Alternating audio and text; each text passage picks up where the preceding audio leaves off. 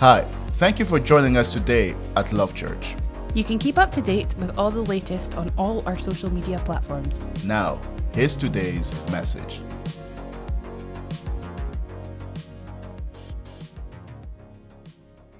And this is an astonishing story that actually happened, historically factual, in the Gospel of John. This is a stunning moment today.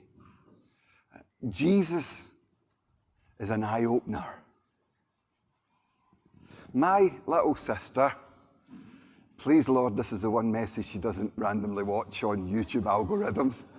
My little sister failed her driving test. That was more than 3. Less than 10, but more than 5. She'd been driving a long time now. She's a very good driver now. But the reason she failed her driving test wasn't because she couldn't drive. And it wasn't because she couldn't see. And it wasn't because she couldn't take instruction. I just ruined it. And it wasn't because she'd had a poor instructor.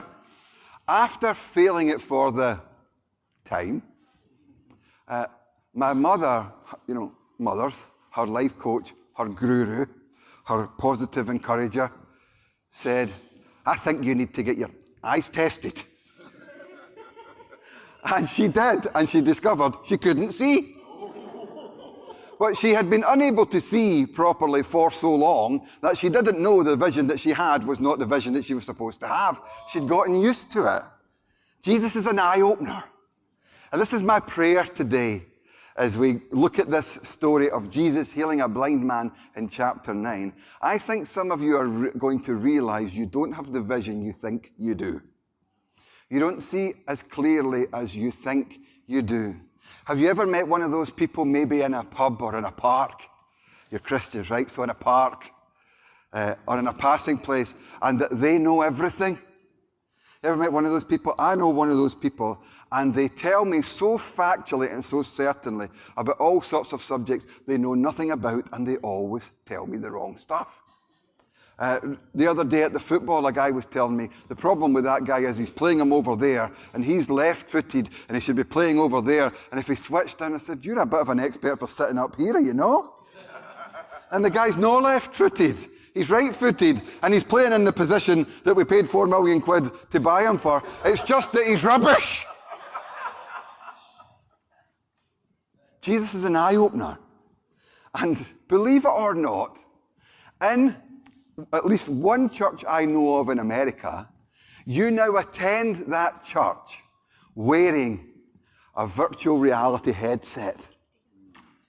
Have you got one? I tried to find one for the illustration, but they're not cheap, so I'll just do this. And the virtual reality headset church, you stay in your house, you log in somehow, I don't know how they do it, and you go to church. Don't get any ideas. I don't care how much these things are, it's better than trying to get through that traffic on road race day. And how many of you would have turned back if you didn't know that it was the kids? Thanks so much for coming out for the kids. But in this church, they wear these virtual reality headsets, and all the worship and all the message and everything is done through this virtual reality world. I'm not sure about that. I mean, I suppose it's better than nothing, but you cannot be satisfied from watching a cookery program.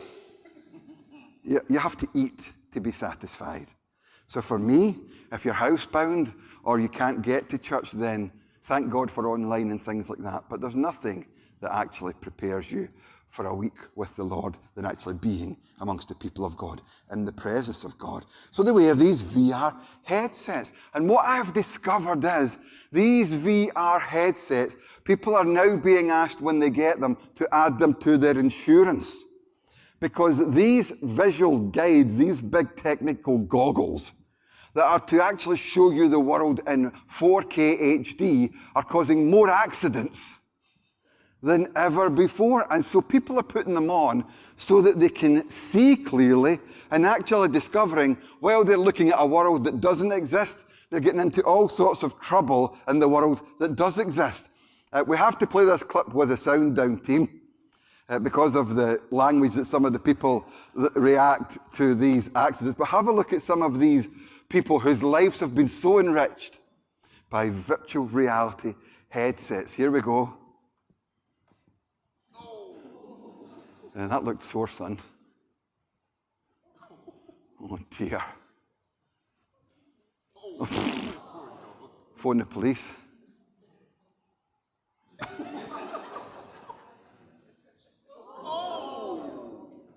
It's not good, is it? These people think they're seeing more clearly than ever. They've got the latest technology, and they've never been so blind to the real world. You see where I'm going with this? Jesus is a sight giver. Jesus is an eye-opener. And John chapter 9 is the story of him opening physically a beggar's eyes, but it's also the story of a spiritual analogy between those that think they can see, who are criticizing the man that's blind, but can't see, and those that know they can't see, and their response to Jesus. See, this is what virtual reality does. Put on your headset. Don't make me the only one looking foolish. Help me out. So you've got your headset on. It gives you the illusion that you can see, but when you're wearing your virtual reality headset, you've never been so blind. You cannot take one step forward or two steps back without someone's help. Let me explain this to you. This is exactly what happens in life. The fact that you exist doesn't mean that you can see.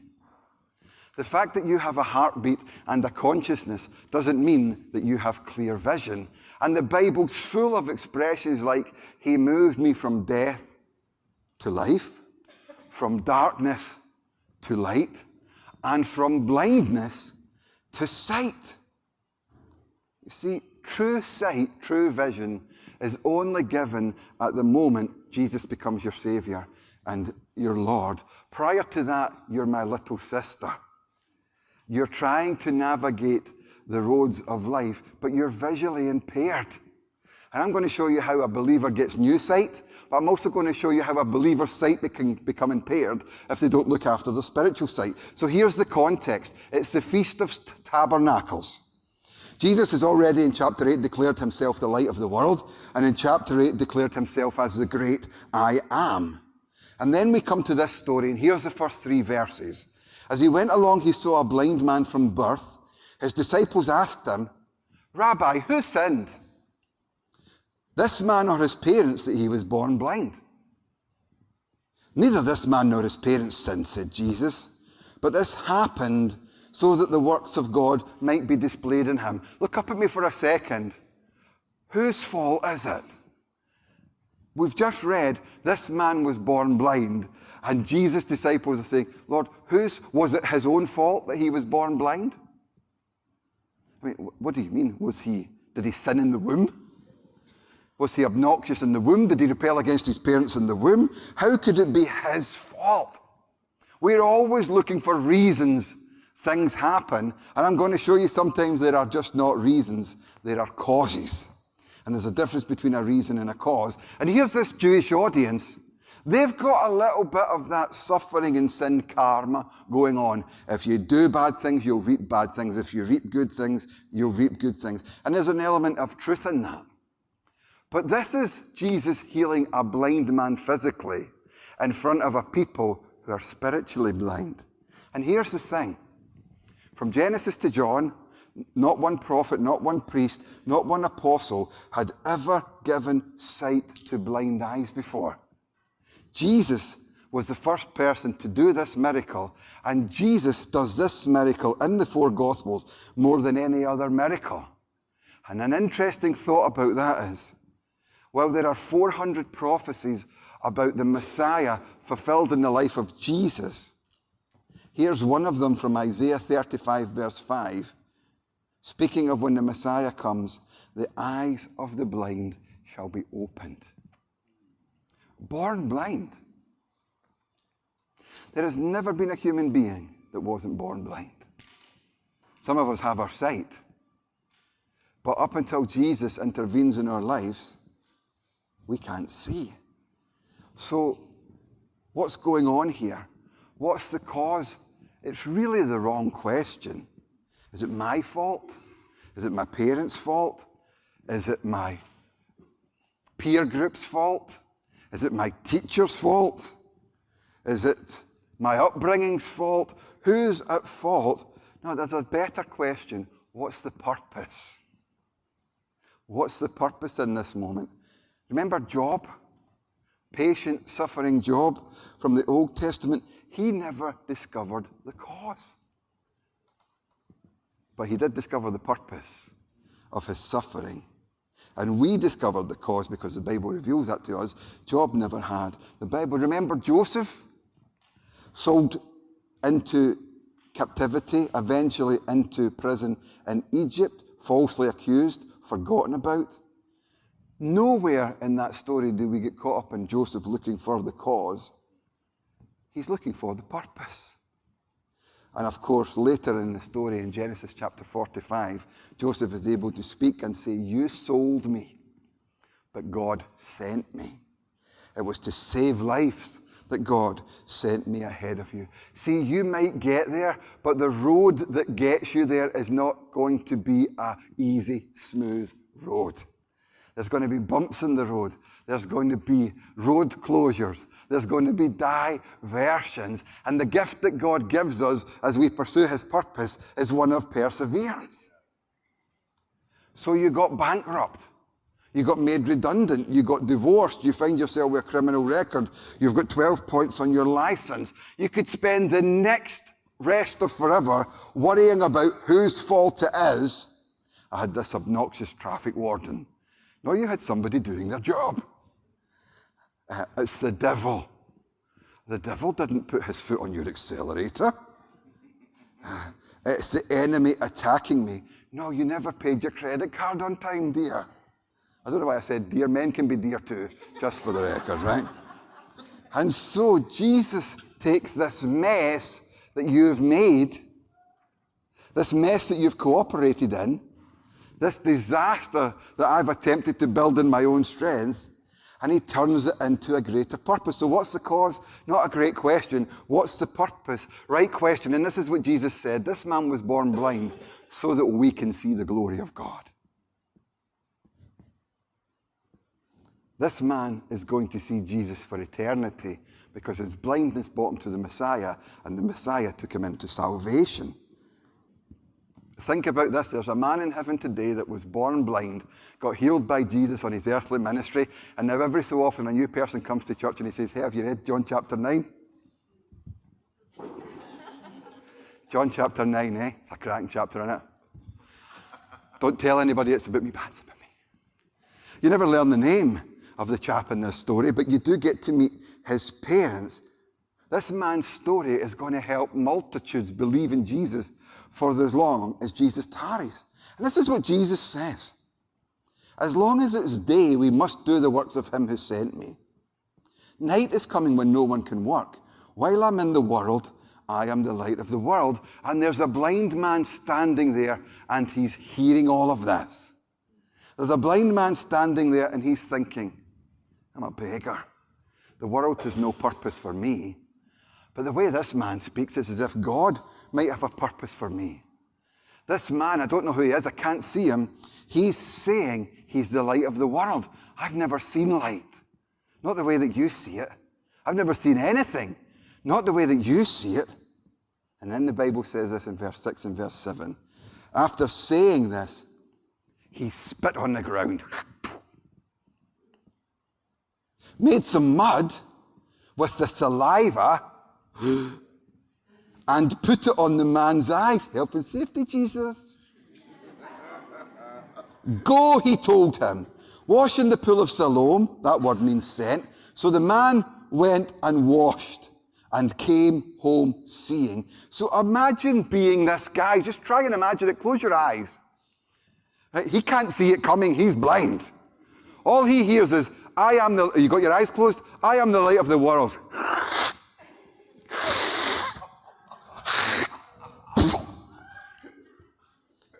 I am the light of the world. That's a strange noise. You might have opened your eyes, but now he can't open his eyes. He can't see. And then he feels.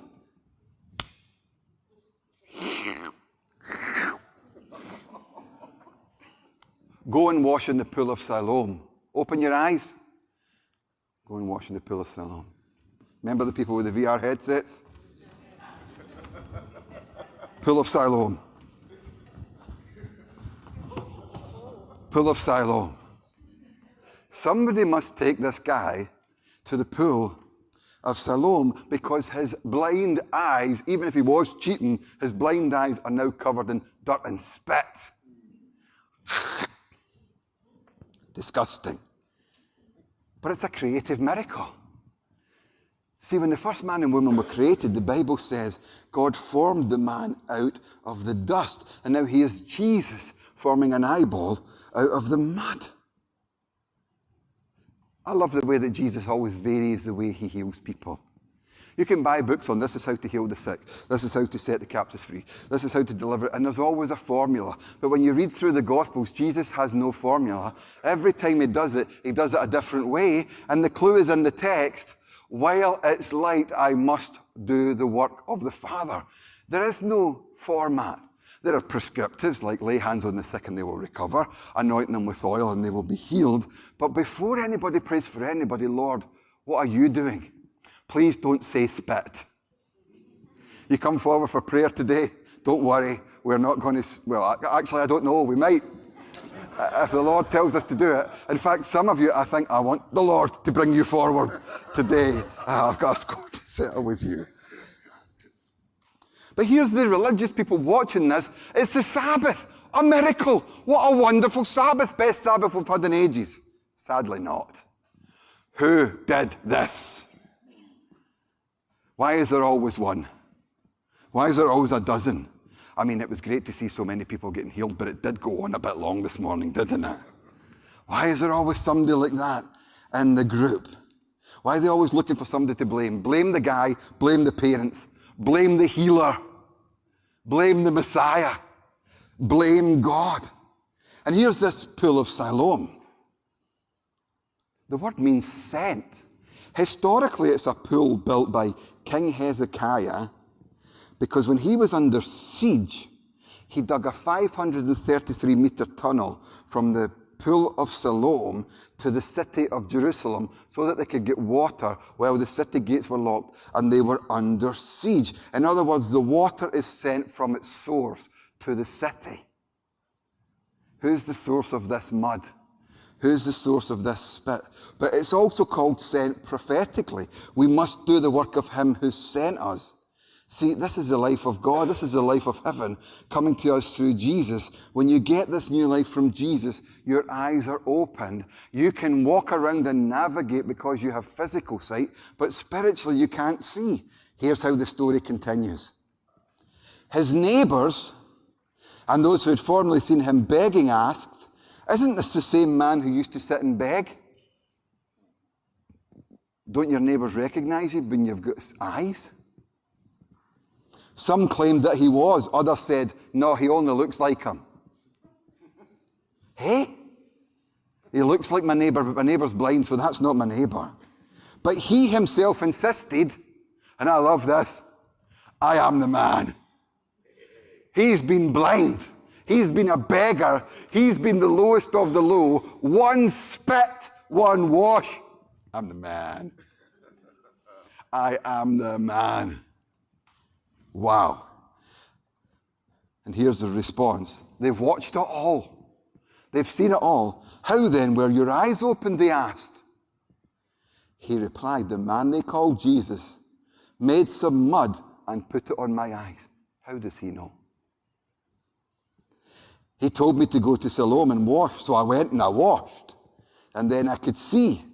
And here is their grateful gratitude, heartfelt response. Where is this man? He thinks he's the man. We want a word with the other man. I don't know, he said. They brought him to the Pharisees, the man who had been born blind. See, Jesus is off doing something else. This guy has never seen the face of Jesus. He went off to the pool covered in mud and spit and blind. He's came back with sight. He doesn't know which one Jesus is. They brought him to the Pharisees, this man who had been born blind. Now the day which Jesus had made the mud and opened the man's eyes was a Sabbath. Therefore the Pharisees also asked him how he had received his sight. He put mud on my eyes, the man replied, and I washed and now I see. Some of the Pharisees said, "This man is not from God, for he does not keep the Sabbath." But others asked, "How can a sinner perform such signs?" So they are divided. This is life, my friends. Something happens in your life and your neighbours will say, "Is this the guy? Is this the Craig that used to live next door to us? We had to bolt our gates and lock our doors because he was our local friendly neighbourhood watch reason for existence." The Pharisees say, "This can't be right." The neighbours say, "We don't think it's the guy." The Pharisees say, "It can't be right." It's the largest case of missing the point. You can spend your whole life rerunning your mistakes, but you can also spend your whole life rerunning God's grace. Is it really for me? Is it really for me? It's for you. And you didn't earn it, blind man. And there's nothing you can do to receive it except say thank you and take it in faith. And here's what verse 17 says. They turned against the blind man. Excuse me, we liked it better when you were blind. Anybody ever said that to you? I liked you better before you became a Christian. What have you to say about him? It was your eyes he opened. The man replied, he is a prophet. So first he says, the man Jesus. There's a journey going on here. Then he says, he is a prophet. And they still did not believe that he had been blind, had received his sight, until they sent for the man's parents. Hold the bus.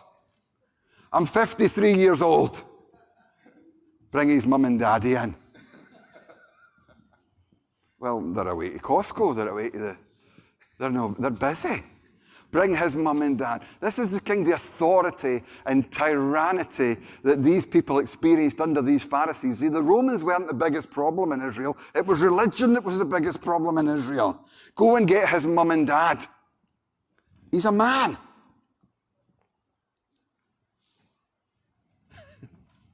Verse 19. How many times my mother heard this phrase when I was a kid? Is this your son? I'm sorry, Mum. Is this your son, they asked? Listen to this. Is this the one you say was born blind? Not only have we got religious indignation, we've now got skepticism. How is it that he can now see?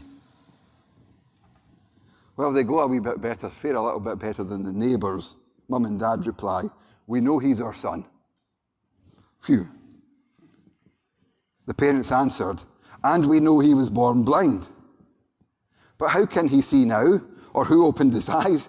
We don't know. Ask him. He is of age. He will speak for himself. And then the Bible tells us, his parents said this because they were afraid of the Jewish leaders who had already decided that anyone who acknowledged that Jesus was the Messiah would be put out of the synagogue. That's why his parents said he's of age. Ask him. The parents are almost there, but not quite there yet. Do you know anybody like that? They're almost there, but not quite there yet. I got friends now who are determined to call themselves Christians, even though they're not fully born again, renewed by the Spirit of God, because they're getting there. They're trying to negotiate. They're in that phase where they're trying to work out how much of their own will they can keep, how much of God's will you can keep. You have to let your entire will surrender to His. Then you'll be able to see. But this is where we find ourselves. In this negotiation, we know he's our son. We know he was born blind. How he can see now, or who opened his eyes, we don't know. I can remember chapping the door of my wee mum's house on the morning after the night I got saved.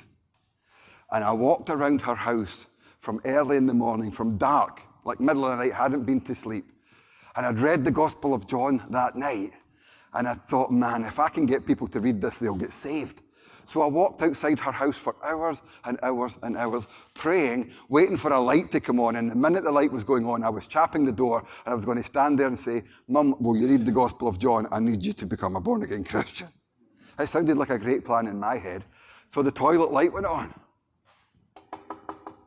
Now, if I chap your door at 5 a.m, historically, based on my previous, it's a crisis and a problem.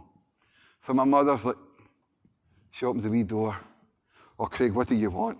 Mum, I brought a Bible. Good morning. Oh, he's out his mind on something again. I bought a wee Bible, Mum, and I'm just going to ask you, could we sit and you'll read the Gospel of John? No. I'm going back to my bed, son. And we negotiate, and eventually she says, listen, I'll read it if you leave it and go away. And she reads it, well, she takes it, and I go away, disheartened and discouraged. Fast forward a few years later, word has now got out, Craig Denham, that so-and-so, he's a born-again Christian, and I have to take Lois to meet my family in the bowling club. She's been raised in the Baptist fellowship. Right? They don't have bowling club attendance amongst the Baptist fraternity, typically. So I take her into Auchinlein Bowling Club just in the north of Glasgow, and as we walk in, our wee man says, ho, ho, ho, you have to sign the book and pay £1.50. So we're signing the book and paying £1.50, and at the corner of my eye, I see my wee auntie get up out of her seat. She's already been in there for a few hours, I can see it in her eyes. And she starts going like this, oh, Craig, Jesus loves him, this I know. And the whole club starts to join in with this song, mocking me for being a Christian as I'm introducing my new girlfriend to my mum and dad, who are well on and well oiled by this point as well. And my mother stands up and goes, well, you can all laugh at him, but all I know is this, Jesus changed that boy's life. Go on yourself, Mum. Do you want to know the rest of the story? Oh, yeah. We sat down, got a drink. My mother said to Lois, right, you and I are going to the toilet. Off she got marched to the toilet. Lois was still in the toilet, and my mum came back without her. Oh, this is going well. And my mum sat down and looked at me and went, she's a good one, son, her nails are clean. And that was the criteria. Her nails are clean. Have a wee look at your nails. And that's how the story ended. How are you doing? Here we go. A second time they summoned the man who had been blind. Here comes the religious manipulation. Give glory to God by telling the truth, they said. Shocking. We know this man is a sinner. And the blind man who had been blind replies, whether he's a sinner or not, I don't know. One thing I do know, I was blind, but now I see. Can you say that out loud with me? I was blind, but now I see. You've probably got a hymn in your head. You probably heard it at funerals. Written by John Newton, who was the captain of a slave ship, a human trafficker, a rapist, aggressive, angry, drunkard, hated and hating, and heartless. And then in a storm on the seas, turns to God and finds himself radically saved, becomes a church leader, ends up being arrested for his faith, becomes a key player in the anti-slave movement, and while in prison, writes the hymn. Wonder if he read John 9 that morning. Amazing grace, how sweet the sound that saved a wretch like me. I once was lost, but now I'm found.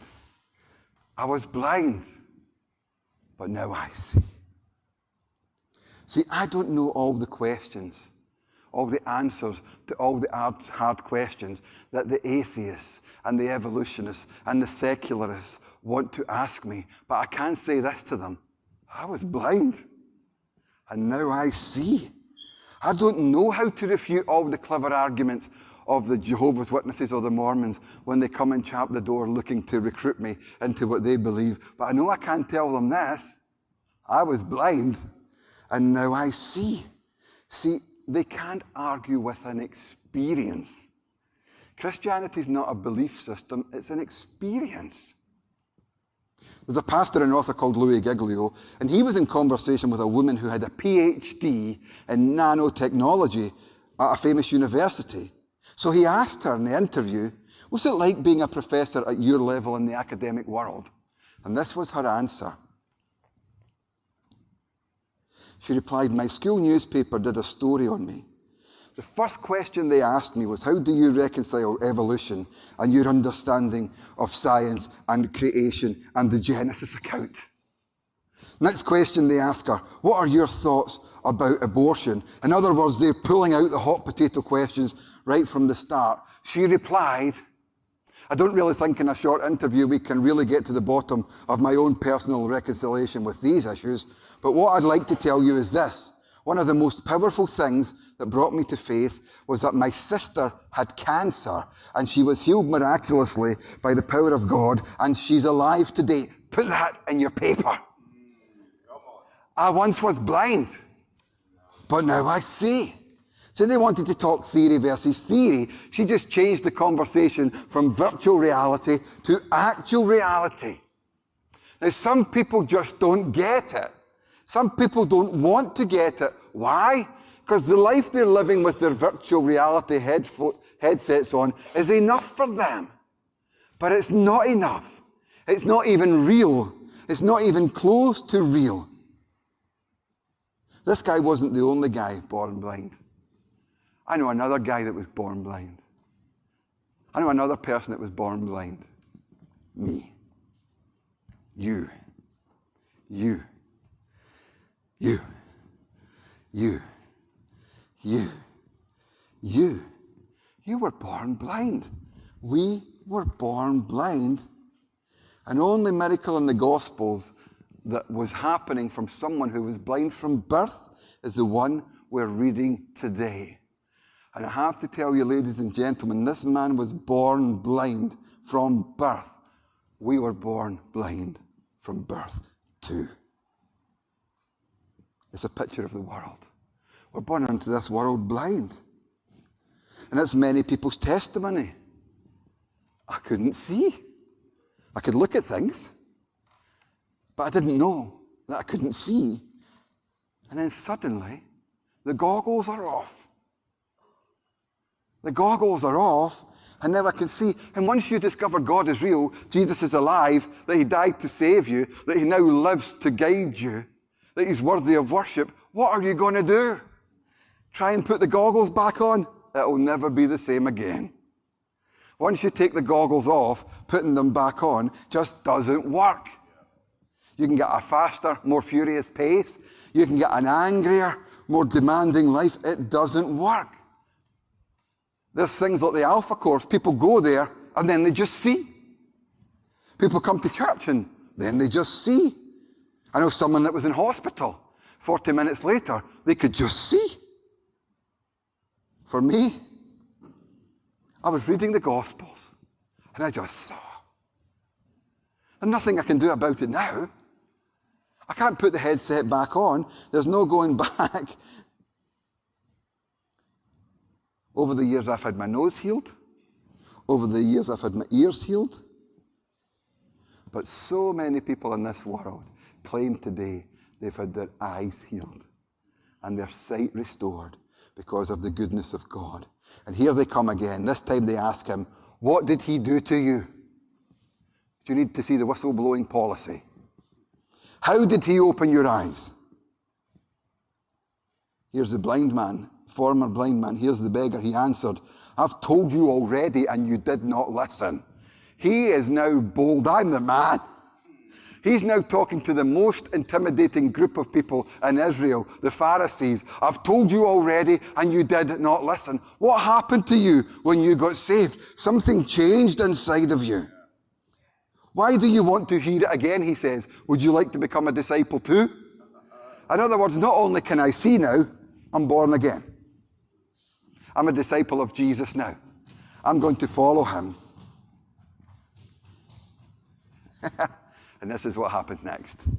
Then they hurled insults at him and said, you are this man's disciple. We are disciples of Moses. We know that God spoke to Moses, but as for this fellow, we don't even know where he came from. And here comes the man again. Well, that is remarkable. You don't know where he comes from, yet he opened my eyes. We know that God doesn't listen to sinners. He listens to the godly person who does his will. Nobody's ever heard of the opening of the eyes of a man born blind. If this man were not from God, he could do nothing. Here come further insults. You were steeped in sin at birth. How dare you lecture us? And they threw him out, just as his parents had predicted they would. And Jesus heard they had thrown him out. and then went and found him. You see, if you got thrown out of the synagogue, you were thrown out of Judaism. If you were thrown out of Judaism in Israel, you had a big problem, because your only alternative was Jesus or the Romans. And Jesus is fledgling at this point. I mean, you can get kicked out of this church or just go and join another one. In fact, some of you got kicked out of churches and just joined this one. But you get kicked out of the synagogue? Who are you going to turn to when you get kicked out of the synagogue? And Jesus goes and finds him. Is it any wonder that we'll see that John chapter 10 is about a good shepherd who goes looking for his lost sheep? Now, how does John know so much about this man? I can only see one reason. This man became a disciple of Jesus. I think when the Spirit fell on the day of Pentecost, when there were 120 people in that room, I think this guy that used to be blind was there. Hiya, I like your blue t-shirt. Hello, I like your blonde hair. Oh, I like your white trainers. What's wrong with this guy? He used to be blind, ignore him. Say, oh, I like your white teeth. Oh, yours not so much. Oh, that's what you look like. Oh, you're John. Can you imagine this man who'd been born blind, who'd been spat on and then sent to a pool blind, covered in spit, the first time he sees the face of Jesus? Nobody can describe what it's like for the first time to see Jesus. And then Jesus asks him, do you believe in the Son of Man? Who is he, sir? The man asked. Tell me so that I may believe in him. Jesus said, you have now seen him. In fact, he's the one speaking with you. The man said, Lord, I believe. And he worshipped him. The man called Jesus. He's a prophet. Lord, I believe. And he worshipped him. I don't know how long it took. An hour ago you were blind. An hour ago you were begging. And now suddenly, and here's the miracle, folks, we'll wrap it up soon. Here's the miracle. Suddenly, he gets spit in his eyes, mud on his face, and he gets the gift of sight in his eyes, and he gets the gift of sight in his heart at the same time. See, there's two ways to see. There's eyesight and there's heart sight. And the man spits on his eyes, but opens his heart.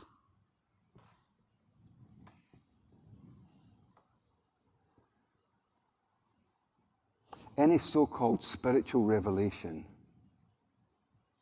without Jesus is actually further loss of sight. He gets to see with his eyes and he gets to see with his heart. God finds us. We don't find God. God opens our eyes. We're born blind. And for the Christians amongst you today, do you know what compromise is?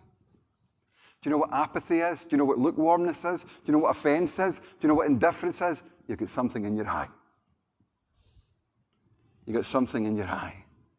And I have to tell you, there's nothing more annoying than something in your eye. And very often, a quick flick doesn't do it. You need something else. You need to get your wee container of water and give your eye a wee bath so that you can get that annoyance out and that nuisance gone, and then you can see without having to blink perpetually. It's exactly what Jesus does. He comes and takes your offense. He comes and takes your apathy, your indifference. He comes and takes your compromise, and he gives it a wee bath. He washes it in the blood of his sacrifice so that you can see clearly. Do you want to know why the enemy wants you offended? It causes deterioration of your heart sight. Well, here's where Jesus concludes. For judgment I've come into this world, so that the blind will see, and those who see will become blind. Some Pharisees were still with him when he said this, and asked, what, are we blind too? And Jesus said, if you were blind, you'd not be guilty of sin. But now you claim to see, your guilt is there. There are people who are blind and they know it. I found Jesus by the grace of God, but don't be fooled into thinking because I lived a outwardly looking, active, mischievous life, that inside I did not know the state I was in. I knew I was blind. I knew I was searching and I knew I was lost. But God gave me a bath in his grace. If you feel blind today, just ask Jesus. He'll open your eyes. There are people who think they can see. They're actually the ones in real trouble. They'll end up being blind forever if they choose to live with the VR headset on. Helen Keller, who was born deaf and blind, was asked if there's anything worse than being born blind. She replied, much worse is someone who has sight but has no vision. So Jesus paints a picture of how he heals blind souls. We're all spiritually blind from birth. Jesus takes the initiative in healing us from blindness. He does a work of creation in us, not reformation, not repair. It's brand new. You're not who you used to be. In this work, Jesus calls us to be obedient to what he commands. Jesus commands us to be washed in the water of baptism. As I've just described, we become a mystery for our former associates, not even seeming to be the same person. We display loyalty to Jesus when we're persecuted. We boldly testify as he's working our life. We confound others with our commitment. We pass from little knowledge to greater knowledge, which only leads to greater worship and adoration. And the reason we never know the name of this man born blind is he's not the important one in the story. He's all of us. But we do learn the name of Jesus because the story is about Jesus. So, what's the trajectory of your life going to be? That was very interesting, but that's church almost done. I'll put my headset back on now.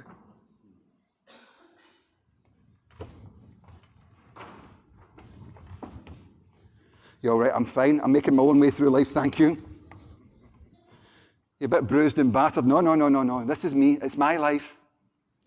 You're blind. Or you take the headset off and say, Jesus, I don't know how to live life without the goggles. But if you can give him sight, you can give me sight. What you've done for him physically, do for me spiritually. And he'll give you eyesight, and he'll give you heart sight. We hope you have enjoyed today's message. For more information on Love Church Scotland, please visit us at www.lovechurch.scot. Thanks for listening.